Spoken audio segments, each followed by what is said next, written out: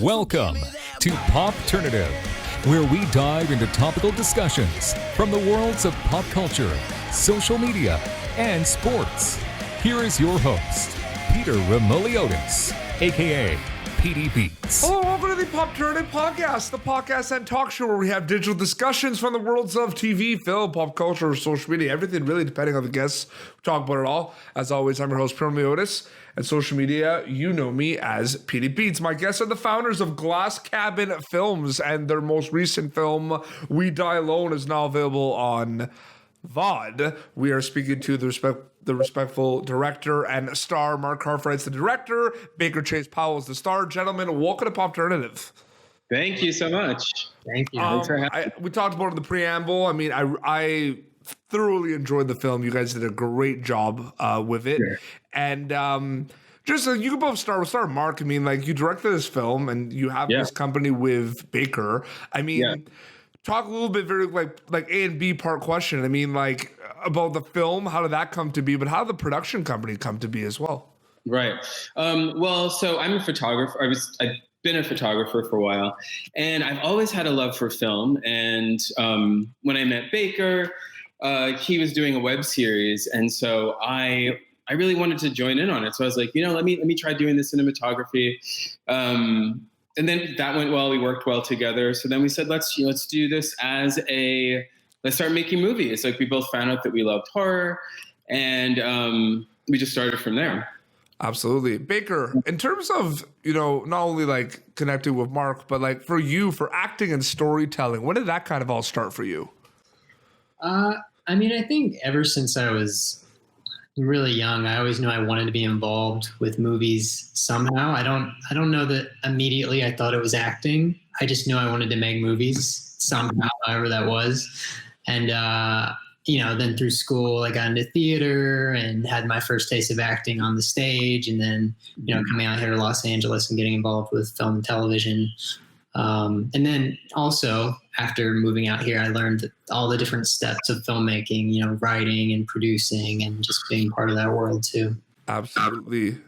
It's a great time for the horror genre. I think it's one of the best genres of in film. And one of the reasons, Marc, why I think it's so amazing is there's new ways to scare people. You don't need the gore. You don't need the cheap jump scares. I think your film is a perfect example of that. Thank you. Yeah. I mean, I definitely prefer more of the psychological and more of I think, people, I love people, but they're also very scary. They can be scary. Some of the things that they do to each other or just what goes on in their minds and the defense mechanism. So it's like, I like to really explore that, in film. And that's sort of the sort of the mission statement, I think, of Glass Cabin and me as a filmmaker, really exploring the human psyche. Absolutely. Baker, in this movie, your character, from the beginning, like, there's like, when we kind of meet your character, I mean, the viewer is like uncomfortable. Obviously, that was kind of the plan, with this character where we don't really know what's kind of going on. At the end, we kind of, I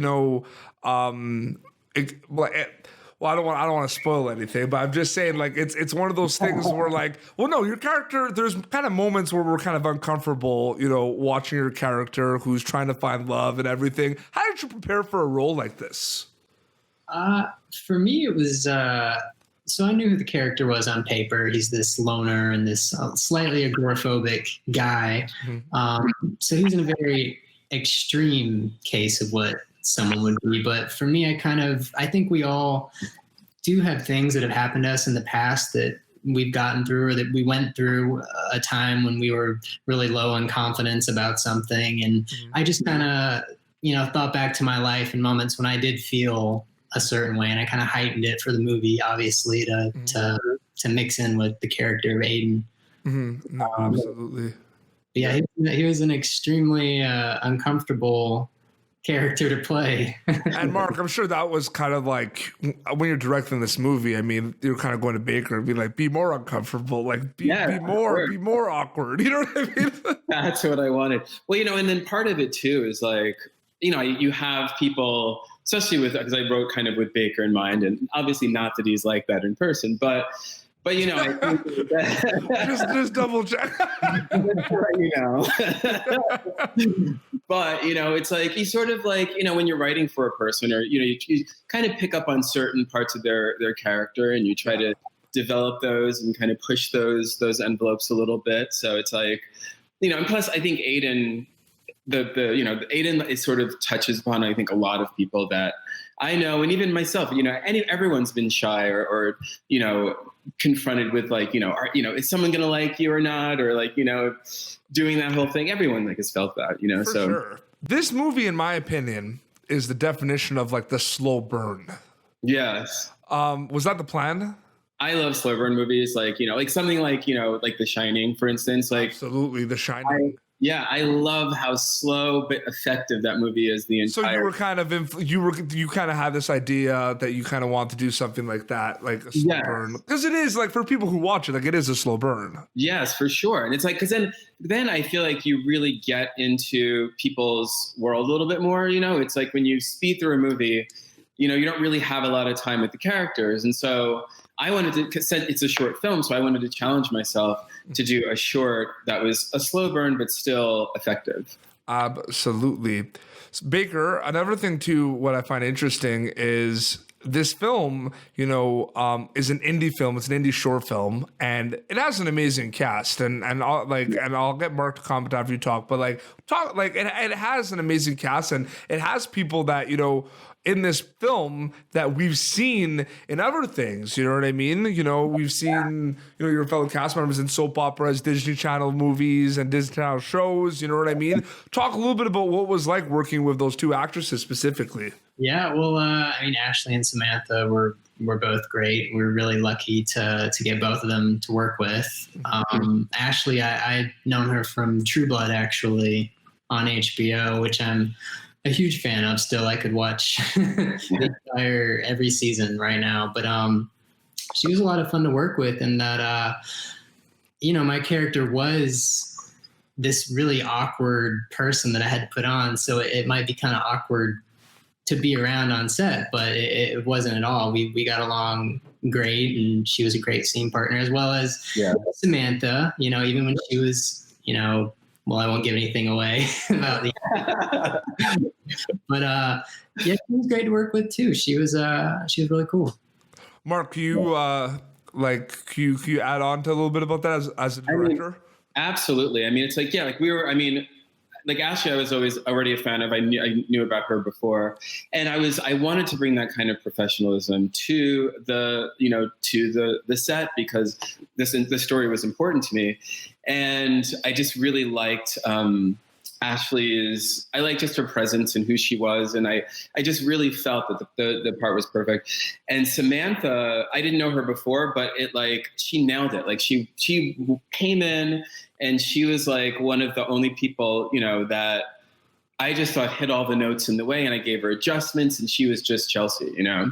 Yeah. And so, I mean, and they were amazing to work with. They were, you know, everyone hit their cues, their own time, you know, just the whole experience. Like I couldn't have asked for a better cast, you know, from all three of them. There's so much content out there. There's so many TV shows. There's so many movies. You know what drives me to watch a movie and like kind of like suckers me in basically is how they look. Right. And I feel like the director of cinematographies and the cameramen and everyone behind the scene are the unsung heroes, because can we just talk for a second how amazing, like your movie looks incredible, guys. Like it's really, really good looking. Yes, that was Gabriel Gailey. He did the cinematography for that. I was hoping you could plug him in because it's important. Yeah. You know what I mean? And like, you know, that's the thing. I mean, as the director, you know, you're piecing things together, but really without your crew, it's impossible. You know, it's like there's only really but so much a director can do, and then you kind of need the expertise of the people. And I was just very happy. Like, I mean, it's, you know, they say, you know, something always happens in when you're shooting, but it was so smooth. Like, you know, this was a very smooth production. Yeah. And everyone brought their A game, and I was really excited, you know, what everyone brought to the table. Absolutely. Just double checking, because literally you never know, because I did an episode back in the day. So Baker, you have seen the film, right? We Die Like Alone? your film, like We Die Alone. Sometimes it happens from time to time. Yeah. Yeah, sometimes like I just want to make sure. Sometimes it happens from time to time where people haven't seen it, especially if I do it like before a show is coming out or something. Yeah. So And I've even worked with actors that don't like watching their movies, that they won't see them. that's the thing. You never know. You know what I mean? So I always double check. But did you kind of look back and like be like, what was that like? Kind of looking at it, because like we talked about how amazing the cinematography was. Like you shooting it and then watching like the playback. Like what was that like for you? Were you like stunned at it a little bit or surprised at it? Like what was that like looking back at it? Yeah. I mean, I was really happy with the outcome. I love the style of it, and it was everything that we were going for. As far as my own performance, I do enjoy seeing that. Like Mark said, I think I'm one of those people that doesn't like to watch it over and over again, because the more I watch it, the more I'm like pinpointing things that I could have done differently or in a different way. But overall, I'm really happy with everything, and I couldn't have asked for a better outcome. Yeah, and I mean, Baker has amazing instincts as far as a performer anyway, and just like even like on the editing process, like I mean, I did edit the film, but I asked for his input, and he helped me with like certain things, and it's just like I don't know, it's very, I mean, as a performer, it's like he's definitely. It shows, like I think it showed in the performance, and it shows in like sort of his care on set, and kind of how continuity is amazing with, and like it really helps a lot. Like I say, it takes a village to make a movie, so everyone. Okay, so this is a short film that you guys made. This is a short horror thriller drama film. A lot of people don't maybe know the route in terms of, awards or festivals for short films. And I feel like short films need more recognition, and people need to watch more short films because there's so many amazing.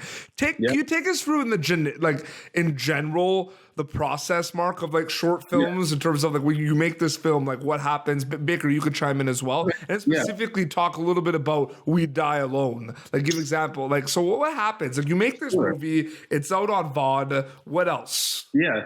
So I mean, basically, there's many different reasons why you make a short film. Like sometimes it's proof of concept. You're trying to show, I can make this in a feature and this is what it would look like. Sometimes it's, for me, like We Die Alone was going to be like a calling card. So it's like showing people what I can do. And it's 24 minutes. So I wanted to take a little bit longer than a typical short film. Mm-hmm. And then you go out, and I love going to the festival circuit. I think it's a great way to meet people, to meet other filmmakers. We had a lot of great people approach us, because of this film, and we've met a lot of. I'm working on an anthology with a group of people now, and that I met on the Night Film Festival and on the festival path, and it really does have a lot of opportunities behind it, and kind of where you take it. I think, that's why before you start making it, you should really think of where you want to take the film, and then and what you want out of it. Like, are you making a short film? And then use it to your advantage. It's like a quick, because to get someone to sit down and watch a feature and say, hey, look, this is what I do. Here's a feature film. It's a lot harder. So you can give them snippets. You're like easing them in almost. Yeah. Exactly. And showing them that, this is what I can do. And, because no one's going to it's hard to get people to watch it, but also no one's going to hand you a feature, when you're starting out and be like, here, make this.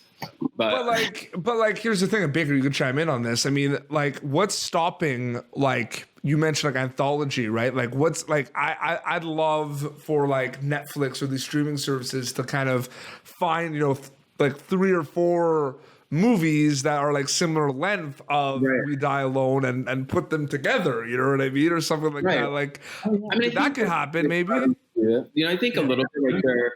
I think Blumhouse is coming out with something sort of like that right now. And Hulu's Into the Dark. Well, those are like episodes, but yeah. I think like Mark said, it's really just a calling card and like a stepping stone as far as it being a short film. The releasing it part of it, what we're doing right now is kind of like the last step. Yep. Like I think the fun of it is, like you said, doing the festival circuit and the whole year before, meeting people and just getting it out there to to other investors and filmmakers to see what you can do. I heard the festival circuit is changed a little bit. Like there's still kind of like there are different reasons why people go to festivals. And I mean, we'll see with COVID, like that whole industry is going to change even more and more. But like a lot of people go to festivals for like the networking component of things, and it's changed. Like not saying it was not always about networking, but like people will go to, like, people used to go to film festivals, you know, to maybe get distribution, get a deal. Right. Now it seems like there's still a lot of that, but networking kind of takes the front seat a little bit. Yeah. I mean, it's like, there's definitely, the distribution thing is definitely very there. I mean, more for, I think, features than shorts. Like, you know, with shorts, it's like, there's not a lot of money, I think, to be made in shorts, but it's like, it really is to prepare yourself for TV and you know, and or the feature kind of thing. Absolutely. But I mean, yeah, definitely distribution is important. But I think in this industry, and I'm, you know, in any sort of industry, the more people you can communicate with and relate to, and you get to know, the, you know, not the easier it's going to be, but it's going to be a lot smoother of a path, you know, to doing it. So, you know, it's like, you know, you're just starting out, you know, if you show up to a film festival and you're trying to get distribution, no one knows you, you know, they don't know, unless you have like, you know, a huge celebrity in your film or whatever, that's going to be harder to get through to people. So I think as you go to the festivals and as things are becoming more communal and more, I think, you know, independent and stuff like that, people, it's a way to get in with people, and it's a way to, you know, to get it in ways that might not have been there before. Absolutely. Baker, for you as an actor, is this kind of like what's kind of your wheelhouse in terms of the project you kind of want to work on as an actor? Is this kind of the genre, like you like the horror genre? Oh, definitely. Yeah. I love the horror genre, thriller, dramatic thriller genre. And this character, I love playing characters that, because I think it suits me to play a character that is a little, you know, unassuming, or maybe he could be a nice guy, you know, what's going on here, but underneath he's just got like a lot more going on. He could be dangerous, mysterious, you know, can we trust him? Sure. I love playing those kinds of characters, darker characters. But I think this is a film that I'm really hoping I'm going to spread the word as much as I can, because that's kind of the point. But no, it's one of those things where, like, I'm hoping it gets the recognition, because I do really think that you guys are kind of transforming the genre of horror a little bit with this movie, because like like I said, the whole thing I think is scary. Like your character, Baker, is just really like, it's not even creepy. It's just like there's something going on here. Like, you know what I mean? Like, and I'm hoping that people watch it, because I definitely feel that's the word I was looking for, Mark. Elevating. You're elevating the genre. Thank you so much. Did you guys see Host on Shudder yet? Oh yeah. Yes, we just. So I interviewed the whole entire cast. I haven't posted it yet. Oh wow. That was probably one of the scariest movies I've ever seen. I have not been I haven't been scared in a long time, like just naturally. And I was creeped out and like that was like the first time in a while that it's I've been scary. It is, yeah. But there's so many amazing movies out there. You know, I interviewed Giles Matty, who's in True Blood, and basically he did 1BR. I don't know if you guys saw that one yet. Yeah. Unbelievable. Oh, yeah, we did. We saw that at a festival, yeah. Yeah, excellent. Like, the genre is so good. And these are like, a lot of these are like low budget, like indie films. Yeah. I love it. Because your film, I'm sure the budget for this film wasn't that crazy. It wasn't that crazy. Well, I think you have to like change, because like, you know, there's only, you know, it starts to get repetitive if you're scaring people the same way, and then they kind of know what to expect, and they kind of, you know what I mean? So I think, you know, because horror's made such a resurgence, like you really have to think of new ways. And I think, like, you know, for me, it's getting more character driven and really like diving into the mind of people, you know, versus like thinking of, you know, someone jumping out and scaring you. It's more like, you know, I don't know. Yeah. Like just more dive. And don't get me wrong. I still like Baker. I still love the ones with the jump scares. You know what I mean? Like I interviewed Lynn Shay from the Insidious movies. I love Lynn Shay. And I was just like, you know, I remember watching like Insidious like Last Key, and like there was a scene literally where I'm holding my dog, and I didn't even like realize like I had him. And I turned my head, and I just went and he like kind of jumped, and like it's like, but like there's like a rush. I feel like I remember reading like it was like a clickbait awful article, but the headliner was horror movies will make you like live longer. You click it and it's like the worst, but it's like Baker, it's like the adrenaline though. Oh, so fun. It's okay. I think you just hit it. Like it's a fun genre. It is. It's like a roller coaster, and that's the thing too. Is like the whether it be the fans or the filmmakers, everyone's so kind of like open-minded and just sort of playing. It's not a very stuffy, genre, which is nice. It's like, even though like I love drama and like I think that's why I introduced drama a little bit more into this film. But it's like when I love film and I have fun making film, and it's a fun life. So I want to be around people that are having fun with it, and not passion. Like and just passion and just like looking to create. I think it's like amazing. Baker, do you want to add on that a little bit? I mean, I agree. I was probably a horror fan before I had any experience with acting or anything, from a young age. So I think a lot of the times filmmakers and genre films are fans first. Right. You grow up being fans of the genre, and then you just start working in that field. And like I'm telling you, like I'm finding out like a lot of people are horror movie fans, and not just like the casual watcher of it, Mark. Like they love like they love the genre. And that's the thing too, is there's so many different kinds of horror. It's like there's like I said, like psychological. There's like the just different kinds. So there really is something for everyone. Well, my favorite horror movie, and I interviewed someone from it recently, it's on Netflix. It's The Invitation. That's like one of my favorite kind of horror movies. Yeah. Because it's like a lot of the same ones. Pardon me? I said you have good taste. You have like a lot of the same. Man, like it's just like the last like year or two, like I've just kind of like watched these movies, and they're instantly in like my top like 20 favorite. Like, right. I mean, we talked about indie, but like if we're talking like The Invisible Man was like one of the best movies like I've seen. Like it was crazy. Yes. That's one I got to see in theaters before the pandemic. Oh yeah, that was like right before everything happened. But that was that actually was like scared. Like that scared me. Yeah. Like I was And again, going into like the human condition, the human psyche. It's like I love stuff like that. I didn't know I was going to be scared because it is such, it's a classic horror film also. So I didn't know how they were going to spin it or how they were going to retell it. And they did it in a really good way. I think in your film, the part that really kind of creeped me out, and I guess it's because like, I don't know, it's like basically when you put you put it on the mannequin after she drops it. That was scary. Like, you know what I mean? That's like a creepy kind of, and it just cuts to it, right? And you're like, whoa. Yeah, right. Like that just kind of like, that went from like 0 to 100 quick. You know what I mean? Because like, I know you're gonna, because like you're watching the film and you're gonna take it. Yeah. But we don't, like, I didn't know that you're like, you're just like, you don't waste time. You know what I mean?